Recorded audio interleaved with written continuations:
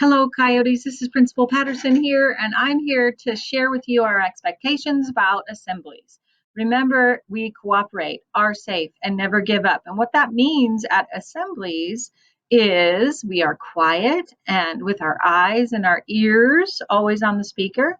We're respectful and appropriately interact with one another. We follow directions, stay seated, and we look to the assembly leader for the voice level. If you're not sure at an assembly what the voice level is, what is it? Do you remember? It's always a 0, a quiet coyote. Remember, enter and leave quietly and efficiently.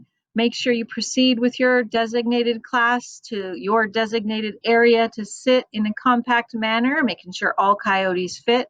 Keep your hands and your feet to yourself always. Embody the coyote pledge, memorize it too, like Principal Patterson, and be respectful and appropriate. And once again, coyotes, I am so proud of you and I believe in you. Don't forget that coyotes can. We cooperate, are safe, and never give up.